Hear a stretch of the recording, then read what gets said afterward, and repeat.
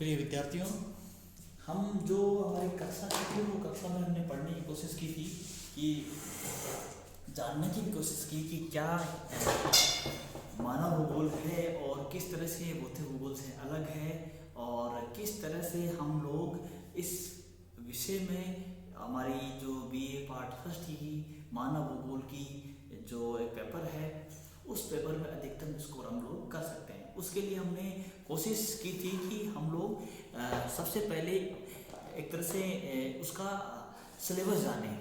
Syllabus एक तरह की वो योजना है, वो नीति है, वो एक तरह से वो रणनीति है जिसके माध्यम से किसी भी जैसे युद्ध में जाने से पूर्व हम उस युद्ध के बारे में जो बारीकियां होती है, उसके गुप्त रहस्य होते हैं, गुप्त ठिकाने होते हैं, उन सब का जानना होता है और उसके हिसाब से प्लानिंग करनी होती है। उसी हिसाब से किसी भी विषय की समझ के जान रखने के लिए उसका एक निश्चित पाठ्यक्रम होता है जो उस विषय संबंधित विभिन्न आयामों को समझाने के लिए एक अपना एक दिशा प्रदान करता है। तो हमें सबसे ज़्यादा और सबसे महत्वपूर्ण तौर पर जिसको फोकस करना चाहिए वो रहता है हमारा सिलेबस। सिलेबस को हमने डिस्कस करते समय हमने पिछली कक्षा में हमने 2 यूनिट्स हम लोग डिस्कस की थी। हमने सामान्य परिचय वाला हिस्सा काफ़ी कंप्लीट कर लिया था।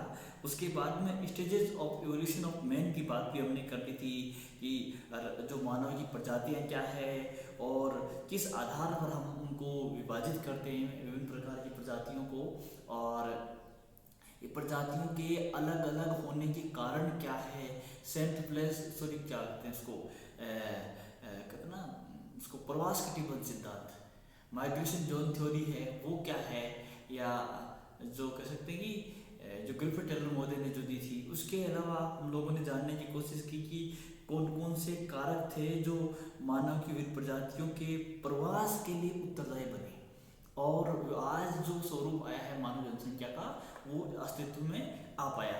तो हमें इन सारी चीज़ों को जानने का प्रयास करना चाहिए। तो अब तीसरी जो हमारी यूनिट है, जो महत्वपूर्ण यूनिट है, वो है distribution of tribes in the world.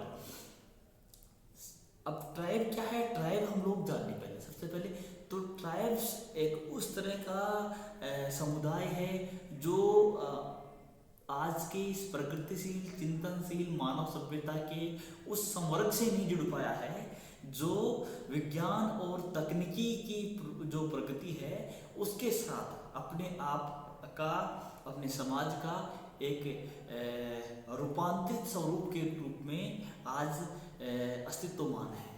तो वो लोग जो सदियों से आज की विकास की मुख्य धारा से जो नहीं जुड़ पा रहे हैं और उनके अपने जीवन यापन के तौर तरीके, उनकी अपनी गतिविधियां हैं और उनका अपनी तरह का एक समाज है, संस्कृति है, अर्थव्यवस्था है और एक उनकी एक तरह से कहें कि उनका रहने सहने का तरीका, उनका वेशभूषा, उनकी समाज, उनकी तमाम तरह की जानकारियां हैं, उनकी आजीविका के स्रोत सब जो है, जो वर्तमान युगीन जो सभ्य मानव समुदाय जिसको मान सकते हैं, जिसको तकनीकी और प्रौद्योगिकी रूप से उन्नत मानव समुदाय है, उनसे अलग है और उनसे अपने आप को अलग रखते हुए एक किसी क्षेत्र विशेष में सिमट करके अपने उसके भौतिक पर्यावरण के साथ उसके भौतिक पर्यावरण के घटक के रूप में वहाँ पर जीवन यापन करते हैं।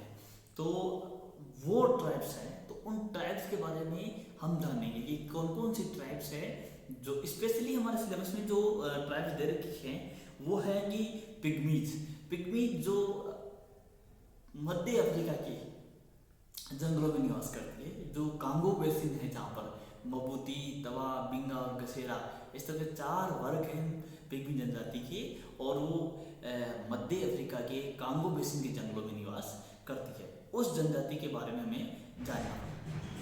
उसके बाद हमें जो जानना है वो है बॉल्डविन्स के बारे में। उसके बाद हमें एस्किमोज के बारे में जानना है।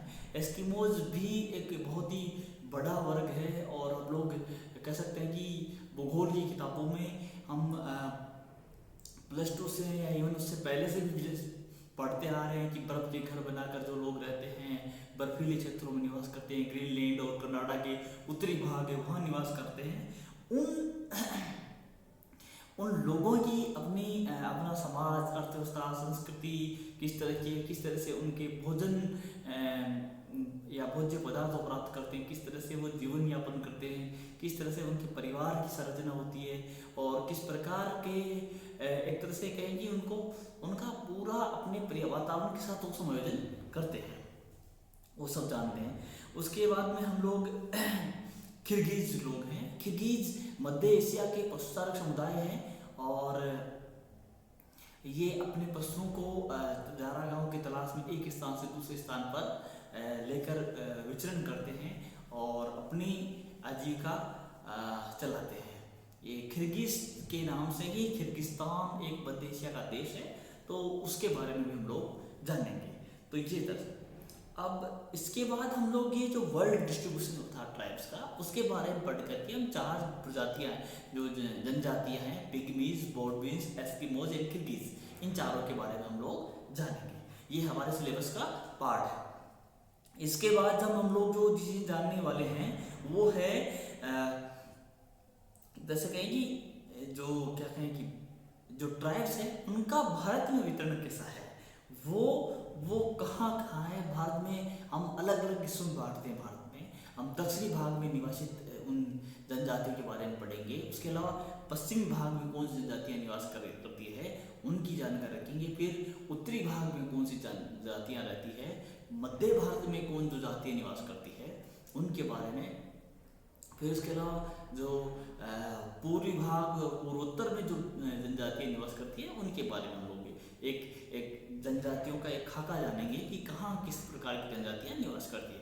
उसके बाद हमें जो कहते हैं आवास, उसकी आर्थिक गतिविधियाँ, सामाजिक संगठन, ये हम कुछ विशेष जातियों का पढ़ने के लिए प्रयास करेंगे। वो है हमारे भील, नागा, एक तरह से टोडा और संथाल, 4 जातियाँ हैं, 4 जनजातियाँ हैं। उनको भील, नागा, टोडा और संथाल। भील है जो मध्य पश्चिमी भाग में निवास करते हैं हिंदुस्तान के। दूसरा है नागा है जो पूर्वोत्तर की बड़ी जनजाति है, जिसके नाम से नागालैंड नाम का एक राज्य भी अस्तित्वमान है। और संथाल एक पूर्वी या मध्य पूर्वी भारत की एक जनजाति है और भारत की सबसे बड़ी जनजातियों में इसका भी नाम आता है। गौंड, संथाल और भील ये भारत की सबसे बड़ी जनजातियों में से एक है। इसके बाद जो हम लोग जिस दिन का कहेंगे कि टोडा तमिलनाडु में के जंगलों में निवास करने वाली एक तरह से कहें कि बहुत छोटी जनजाति है। संख्या के हिसाब से बहुत ज़्यादा बड़ी नहीं है, लेकिन तमिलनाडु को क्योंकि भारत के दक्षिण भारत का प्रतिनिधित्व करने वाली एक महत्वपूर्ण जाति है, जिसकी आजीविका मुख्य स्रोत पशुपालन है और पशुपालन के आधार पर ही अपनी जीविका चलाती है। और इनकी कुछ विशिष्ट सामाजिक सांस्कृतिक परंपराएं हैं जिनको भी हम लोग जानने का प्रयास करेंगे। इसके बाद जो प्राथमिक गतिविधियां हैं, मानव की आर्थिक गतिविधियां हैं, वो जैसे कि हंटिंग गैदरिंग है, इसके अलावा है फिशिंग है, शिफ्टिंग कल्टीवेशन है। इनको भी हम लोग इसमें इस यूनिट के माध्यम से जानने का प्रयास करेंगे। शिफ्टिंग कल्टीवेशन जानते हैं कि आप लोग जो कि जंगलों को जला करके जो हमारी खेती की जाती है, फिर उनकी उर्वरता समाप्त होने पर विभिन्न स्थानों पर जंगलों को जला करके हम लोग कृषि करते हैं, यानी स्थानांतरणशील कृषि है ना, जिसको झूमिंग कृषि भी कहते हैं हम लोग। राजस्थान में भी दक्षिणी भाग में कुछ इस तरह की कृषि की जाती थी पहले, आजकल तो हालांकि बहुत कम इसका हो गया है। कुछ पूर्वोत्तर के भागों में आज भी झूमिंग के नाम से इस तरह की कृषि की जाती है। हाँ, धीरे धीरे इस प्रचलन को कम करने या न्यूनतम करने या बंद करने की एक तरह से प्रयास भारत सरकार या विभिन्न राज्य सरकारें कर रही है, क्योंकि इससे वन विनाश की व्यापक क्षति होती है। उसके अलावा कोई विशिष्ट उत्पादकता भी फसलों की नहीं प्राप्त होती है। एक तरह से प्राचीन मानवीय गतिविधियों के आधार हैं ये सब, और हमें इन्हें जानना चाहिए क्योंकि मानव के व्यवसाय हैं जिसमें हम लोग 4-5 तरह से बांटते हैं हम लोग। कि पहले हम लोग कहते हैं कि प्राथमिक व्यवसाय थे जो आदमी भूमि या अपने भौतिक पर्यावरण से प्रत्यक्ष रूप से जिनको प्राप्त करते थे, और उसके बाद मूल्य संवर्धन के माध्यम से और रूप परिवर्तन के माध्यम से, यानी कि विनिर्माण की गतिविधियां हैं उनके माध्यम से अपनी आजीविका में जो समुदाय परिवर्तित हुए उनको हम लोग कह सकते हैं कि द्वितीय संवर्ग में आर्थिक क्रियाकलापों के द्वितीय संवर्ग में रखते हैं।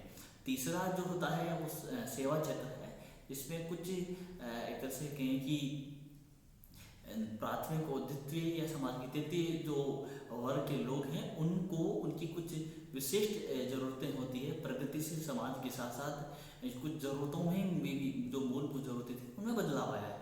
तो उन बदलाव आया है उस कारण जो उनकी ज़रूरतें होती है, जैसे एक स्थान से दूसरे स्थान पर जाना, परिवहन है, संचार है, बैंक है, शिक्षा है ना, एक तरह से, या कुछ कहें कि कोई जैसे मैकेनिक है, कुछ इस तरह की सेवाएं होती है तो वो है। अब कुछ उच्च स्तरीय सेवाएं होती है, जैसे निर्णय है या कह सकते हैं कि हम लोग प्रबंधन है, निर्णय है, कुछ उच्च शिक्षा है, या कह सकते हैं हम लोग कहें कि शोध अनुसंधान के विषय हैं, वो अपन हम लोग उसको चौथे संवर्ग में या कह सकते हैं चतुर्थ क्रियाकलापों रखते हैं। कुछ आजकल लोग पंचम भी एक तरह से क्रियाकलापों का एक संवर्ग कुछ विद्वानों का मानना है कि उसको भी वो कहते हैं, जिसमें वो कह सकते हैं बहुत ही अत्याधुनिक जैसे कह सकते हैं प्रगतिशील विज्ञान के कुछ महत्वपूर्ण विषयों संबंधित कोई शोध कार्य हो, और कुछ राजनीतिक निर्णय संबंधित कुछ बात हो, कुछ अहम मसलों का राष्ट्र राज्य समाज के कुछ महत्वपूर्ण मसलों पर एक तरह से प्रबंध करने की जो कह सकते हैं कि उनका भी इसमें, प्रबंधकों का भी इसमें हिस्सेदारी होती है। इस प्रकार ये हमारी तीसरी यूनिट होती है। चौथी यूनिट है हमारी जो सबसे इम्पोर्टेंट एक तरह से कहें कि मानव भूगोल का कंसेप्ट आता है, वो रहता है कि पॉपुलेशन।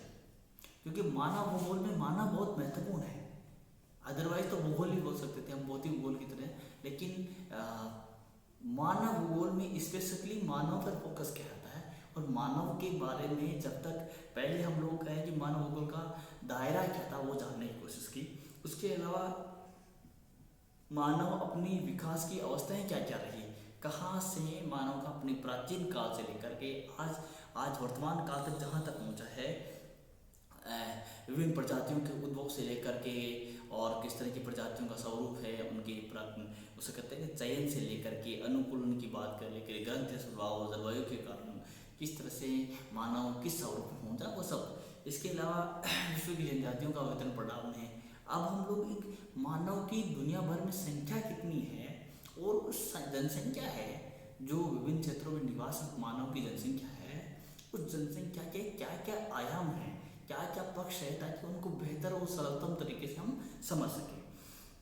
तो बेहतर और सरलतम तरीके से समझने का कुछ जैसे हम लोग प्रयास करते हैं उनको, कि जैसे ये हम लोग जानते हैं कि जनसंख्या है, एक तो उसका आकार क्या है, जनसंख्या आकार छोटा है, बड़ा है, फिर उसका घनत्व क्या है, डेंसिटी होती है, वो है, नगरीकरण क्या है, आयु वर्ग संरचना है, लिंगानुपात है, ये जनसंख्या के एक तरह से डेमोग्राफी के विविध पक्ष हो गए।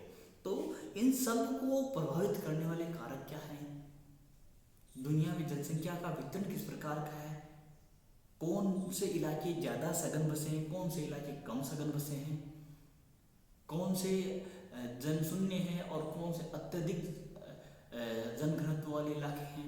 तो ये हमें जानकारी होनी चाहिए, और ये जानकारी एक्चुअली हमारे जो कैसे भौतिक पर्यावरण द्वारा उपलब्ध संसाधन हैं, उन संसाधनों का हम कह सकते हैं वैज्ञानिक तरीके से और एकदम उचित तरीके से उनको किस तरह से हम लोग उपयोग में लें, ताकि अभी वर्तमान पीढ़ियों के लिए भी वो एक तरह से कारगर रहें और भावी पीढ़ियों के लिए भी वो काम में आते रहें।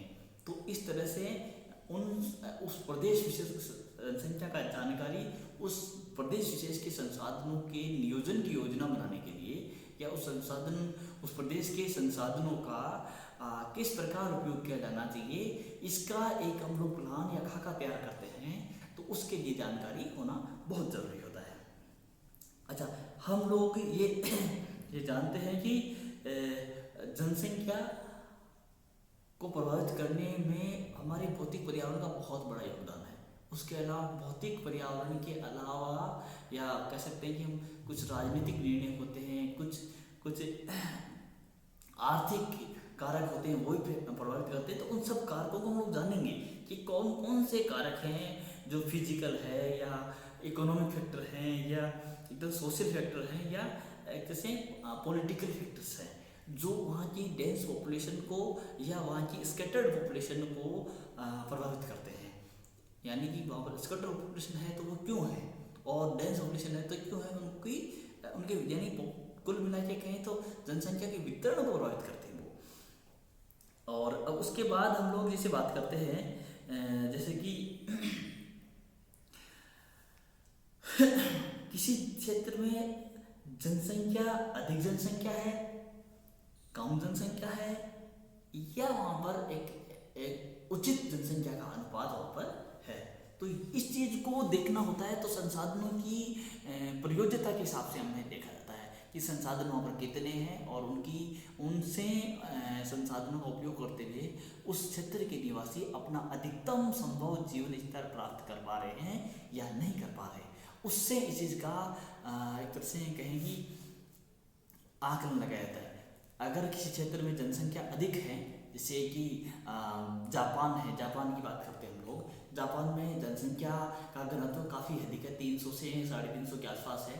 तो इतना जनसंख्या घनत्व होने के बाद भी जापान के निवासियों की आय अच्छी है, वहाँ पर साक्षरता और एक तरह से कैसे कि उनकी जीवन प्रत्याशा अच्छी है, वहाँ के लोगों का जीवन जो जीने का स्तर है वो काफ़ी ऊंचा है। तो इसका मतलब जापान में जनघनत्व की या अधिक जनसंख्या की और जो कह सकते हैं ना पॉपुलेशन नहीं है वहाँ पर, यानी कि जनाधिक्य की समस्या वहाँ पर नहीं है।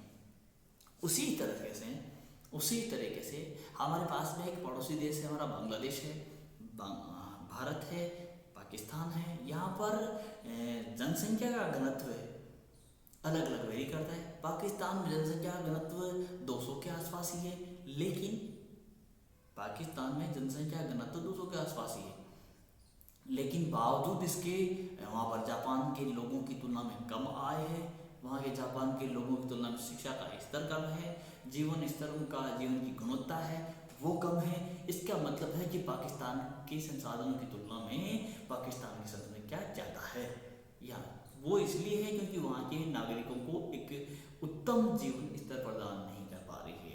इसलिए किसी भी देश की जनसंख्या का हमें अधिक जनसंख्या, जनाधिक्य की समस्या या कैसे जन अल्पता की समस्या, जनसंख्या न्यूनता की समस्या या जनाधिक्य की समस्या तब होती है जब वहाँ के संसाधनों से वहाँ के निवासी अधिकतम संभव जीवन स्तर नहीं प्राप्त कर पाते हैं। अच्छा, अनुकूलतम जनसंख्या क्या होती है वो कंसेप्ट बनेंगे।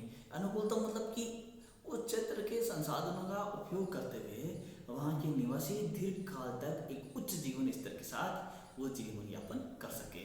तो वो कैसे होते हैं, इसके कई फॉर्मूले होते हैं, कई तरह से हम लोग उसको पढ़ेंगे, तो हमारी आगामी कक्षाओं में जानेंगे उस चीज़ को। अच्छा, इसके बाद जो है एक सिद्धांत आता है जनांकीय संक्रमण सिद्धांत, है ना। हम लोग पढ़ते हैं कि डेमोग्राफिक ट्रांजिशन थ्योरी। तो डेमोग्राफिक ट्रांजिशन थ्योरी क्या होती है और ये किस तरह से हमारे समाज, संस्कृति, अर्थव्यवस्था को प्रभावित करती है। क्योंकि किसी देश की जनसंख्या उसके अंतोगत्वा उसके संसाधनों को उपभोग करती है, और उपभोग करने के बाद वहाँ पर एक उपभोग करने के बाद उन जनसंख्या क्या हासिल कर पाती है, क्या नहीं कर पाती है, वो तय होता है। तो प्राचीन काल में जब हमारे यहाँ पर संसाधनों की स्थिति और जनसंख्या अनुपात क्या था, ये अलग था, आज कुछ अलग है। तो ये वेरिएशन कैसे आया? तो इस वेरिएशन को जानने के लिए दुनिया के लगभग विभिन्न देशों में एक तरह का सही एक तरह से जनसंख्या संक्रमण करती है। कहीं भी कुछ तकनीकी या एक तरह से कहें कि बुनियादी बदलाव आते हैं उसकी अर्थव्यवस्था में, उसके समाज में, तो उसके बाद जनसंख्या में घटत बढ़त होती रहती है। और ये घटत बढ़त है ये किस प्रकार होती है, इसकी पुष्टि करते हुए ये सिद्धांत बताता है कि सर्वप्रथम उच्च जन्म दर और उच्च मृत्यु दर होती है। इसकी 4-5 अवस्थाएं बताई है। थॉमसन और नोटेस्टिन का ये सिद्धांत है। इसको बाद में चलकर सीपी ब्लेकर और कई लोगों ने इसको अच्छे समझाने की कोशिश की है। तो इन अवस्थाओं में क्या होता है कि पहले उच्च जन्म दर और उच्च मृत्यु दर की अवस्था होती है। फिर क्या होता है कि जन्म दर उच्च रहती है लेकिन मृत्यु दर घटने लगती है। फिर जनसंख्या बढ़ने लगती है। जनसंख्या, कुल जनसंख्या का जो आकार है वो बढ़ने लगता है। फिर कुल जनसंख्या का जब आकार बढ़ने लगता है और उसके बाद फिर क्या होता है कि धीरे धीरे मृत्यु दर भी कम होती है, लेकिन जन्म दर भी कम होती है लेकिन मृत्यु दर की अपेक्षा कम नहीं रहती। तो इसलिए विशाल जनसंख्या का एक वहाँ पर उपस्थिति हो जाती है। उसके बाद वहाँ पर जब चेतना आती है, उन लोगों में संसाधन पर दबाव बढ़ने लगता है, तो वहाँ के निवासी जनसंख्या को कम करने की प्लान करते हैं। और यह सरकार इस तरह के प्रयास करती है ताकि जनसंख्या और संसाधनों के बीच जो अनुपात है या जो दबाव है वो कम रहे। और उसके बाद या प्रौद्योगिकी उन्नति के साथ साथ कोई मानव समुदाय स्वयं अपने स्तर पर भी इस तरह के प्रयास करता है ताकि वहाँ पर जन्म दर भी कम हो जाती है और मृत्यु दर भी कम हो जाती है और एक जनसंख्या स्थायित्व के आसपास पहुँचती है। और उसके बाद भी आगे की एक अवस्था होती है जिसमें जन्म दर कम रहती है, जन्म दर लेकिन मृत्यु दर बढ़ती रहती है। और उसके बाद जनसंख्या में ऋणात्मक वृद्धि शुरू हो जाती है। इस तरह से 4-5 अवस्थाएं शेष जनसांख्यिकीय संक्रमण सिद्धांत की, डेमोग्राफिक ट्रांजिशन थ्योरी की। अब इसके बाद है माइग्रेशन किस प्रकार का है, आंतरिक प्रवास क्या है और एक बाह्य प्रवास क्या है, यानी कि राष्ट्र के अंदर किस तरह का प्रवास हो रहा है और राष्ट्र के बाहर किस तरह का प्रवास हो रहा है। प्रवास का मतलब हम लोग किसी कारण से किसी उद्देश्य के साथ एक स्थान से दूसरे स्थान पर हम लोग विचरण करते हैं, जाते हैं, वहाँ पर कुछ काम करते हैं, रहते हैं, वापस लौटते हैं, या कई बार वापस नहीं लौटते, वहाँ वहीं बस जाते हैं। तो इस जनसंख्या के इस आचरण को हम अप्रवास कहते हैं। यानी कि जनसंख्या का ऐसा जहाँ पर एक स्थान को छोड़कर वो दूसरे स्थान की तरफ गमन करती है और वहाँ पर कुछ निश्चित प्रयोज्य कार्य हैं वो वहाँ पर करती है, या तो वहाँ से वापस लौट आती है या वहीं पर आबाद हो जाती है। तो इस तरह से प्रवास होता है। और प्रवास की प्रकृति हो सकती है, एक क्षेत्रीय भी हो सकती है, एक प्रादेशिक भी होती है और एक अंतरराज्यीय हो सकती है, एक जिसको कह सकते हैं अंतरराज्यीय और एक अंतरराज्यीय भी हो सकती है और एक अंतरराष्ट्रीय प्रवास भी होता है। तो इस तरह से हम 4-5 प्रकार प्रवास के देखते हैं। तो प्रवास के वो सारे प्रकार, migration, internal and international, general law of migration, Ravenstein के जो प्रवास के नियम हैं, ली के प्रवास के नियम हैं, तो वो सब चीज़ें हम लोग इसमें आगे डिस्कस करेंगे। Concept of human geography and concept of human development and population problems and policy of India. तो मानव जो विकास है, हम लोग मानव विकास सूचकांक के बारे में पढ़ते हैं कि भारत का 130वां स्थान है, 131वां स्थान है। तो ये मानव विकास सूचकांक कैसे बना और उसमें क्या क्या संकेतक यूज करते हैं, what kind of indicators we use in this theory. और इसके अलावा हम लोग जैसे कह रहे हैं कि भारत की या विश्व भर की जो पॉपुलेशन प्रॉब्लम्स क्या हैं वो भी हमें देखना है। और इसको मिटिगेट करने के लिए, एलिमिनेट करने के लिए गवर्नमेंट ऑफ इंडिया ने या विभिन्न स्टेट गवर्नमेंट्स है उन्होंने क्या क्या एक तरह से प्रिवेंटिंग मेजर्स उन्होंने अडॉप्ट किए और क्या क्या पॉलिसी फ्रेमवर्क हम लोगों ने डेवलप किए, जिसके आधार पर हम लोग देखते हैं। हम आज से नहीं, बहुत पहले से ही इस संदर्भ में जागरूक है, लेकिन उस जागरूकता को हम बरकरार नहीं रख पाए। 1952-51 के आसपास हम लोगों ने हमारे परिवार नियोजन के हिसाब से एक मंत्रालय का गठन किया और परिवार कल्याण मंत्रालय का गठन किया, लेकिन उसके बाद भी इतना अच्छा आउटकम नहीं रहा। और फिर 1976 में पॉपुलेशन पॉलिसी बनी और उसके बाद 2000 में एक तरह से पॉपुलेशन पॉलिसी बनी इंडिया गवर्नमेंट की। तो इस तरह से हमने खूब सारा प्रयास इस संदर्भ में किया है, तो उन सबको जानना है एक्चुअली। तो ये हमारी यूनिट चौथी यूनिट का है। तो ये सब जानने के बाद अब हम लोग एक चीज़ और होती है मानव की सेटलमेंट यानी अधिवास की, इन सब चीज़ जानने की, जनसंख्या है, जनसंख्या प्रजातियाँ पढ़ी हमने, जनसंख्या के विभिन्न पक्ष पढ़े, डेमोग्राफी के जो पक्ष है वो पढ़े हैं। उसके बाद हम पढ़ेंगे कि अधिवास क्या है, इसकी उत्पत्ति कैसी हुई और इसके प्रकार क्या है, टाइप्स ऑफ सेटलमेंट क्या है, कितने प्रकार के अधिवास होते हैं। तो वो सब जैसे ग्रामीण अधिवास भी होते हैं, नगरीय अधिवास भी होते हैं। इसके अलावा कुछ छोटे अधिवास होते हैं, कुछ बड़े अधिवास होते हैं, कुछ मंडलीय होते हैं। तो उन अधिवासों का वर्गीकरण किस प्रकार किया जाए, एक प्रॉपर मेथड क्या हो, उस मेथड के अकॉर्डिंग हम लोग अगर इस तरह से वर्गीकरण करते हैं, वो सब हम लोग इसमें देखेंगे। Rural settlement pattern of rural settlements है, कह सकते हैं कि रूरल पैटर्न ऑफ किस तरह के प्रतिरूप है, पंखाकार है या वर्ताकार है, चौकपटी प्रतिरूप है, किस प्रकार से वो बने हुए हैं, टी के आकार का है ना, एक तरह से। तो वो प्रतिरूप हाउस टाइप किस तरह से, मकानों का क्या प्रकार रहता है, अलग अलग जलवायु के हिसाब से, अलग अलग क्षेत्रों के हिसाब से मकानों के प्रकार भी अलग अलग होते हैं, और उनमें किस तरह की बिल्डिंग मटेरियल्स यूज़ की जाती है तो वो भी अलग अलग करती है, लोगों की संपन्नता के हिसाब से विभिन्न करती वेरी करती है, और विभिन्न क्षेत्रों में वहाँ की जलवायु के हिसाब से भी वेरी करता है। और अर्बन सेटलमेंट्स हैं, ओरिजिन ऑफ टाउन्स कह सकते हैं। उसके बाद में पैटर्न ऑफ सिटीज़ हैं, तो किस तरह से एक इस कस्बा जन्म लेता है, फिर धीरे धीरे धीरे छोटा नगर, बड़ा नगर, महानगर, फिर एक तरह से जिसको कह सकते हैं कि बृहत नगर, और फिर विश्व नगर जिसको कह सकते हैं कि कॉस्मोपॉलिटन सिटी टाइप का बन जाता है। तो उनके कारण सारे पढ़ेंगे हम लोग। फिर इसके अलावा फंक्शनल क्लासिफिकेशन ऑफ सिटीज़, कार्यात्मक वर्गीकरण देखेंगे, किसी नगर में कुछ कार्यों का विशिष्टीकरण हो जाता है और उसके आधार पर उसमें उसी चीज़ की गतिविधियों का एक मतलब प्रचुरता हो जाती है, और वहाँ पर उसके नाम से सुधारा जाता है। तो कोई नगर है, उसमें क्या क्या कार्य होते हैं, और उन कार्यों के आधार पर उनका वर्गीकरण किस प्रकार किया जाए। जोनिंग ऑफ सिटीज़, अलग अलग जोन कौन कौन से होते हैं शहरों में, शहर जो कह सकते हैं कि अर्बन मॉर्फोलॉजी क्या होती है सिटीज़ की, वो भी हमें देखनी होती है। सेंट्रल प्लेस थ्योरी है क्रिस्टल की, वो भी हम देखेंगे इसमें। और urbanisation and problems, slums, town planning concept and the principal.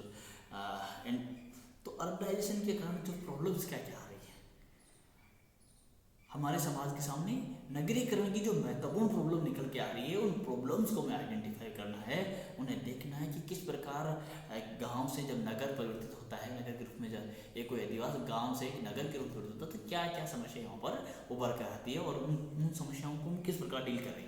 और स्लम्स है, टाउन प्लानिंग है, नगर नियोजन क्यों आवश्यक है, वो भी हमें जानना होगा, और उसके सिद्धांत क्या रहेंगे, और जैसे उसकी संकल्पना क्या रहेगी।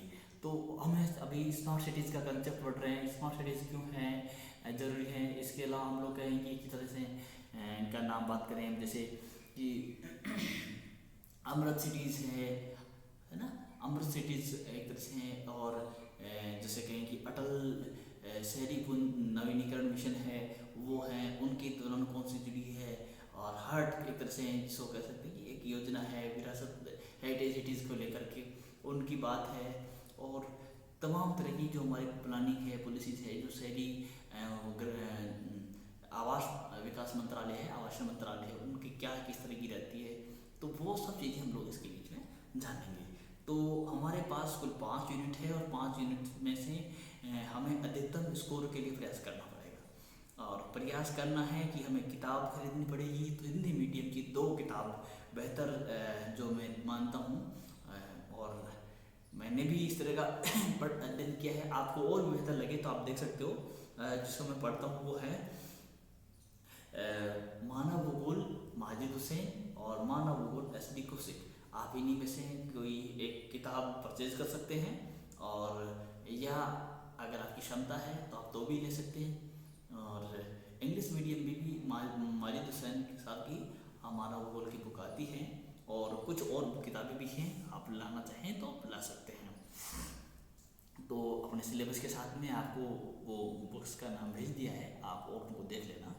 तो इस तरह से हमारे पास 5 यूनिट है। नेक्स्ट क्लास से हम लोग डिस्कस करेंगे कि हमारे पास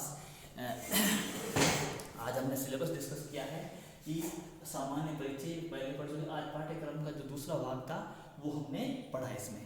अब हम लोगों को नेक्स्ट क्लास से हमारी जो क्लास है मानव भूगोल की परिभाषा प्रकृति उससे संबंधित हम आगे बढ़ेंगे। तो आज के लिए धन्यवाद, थैंक यू।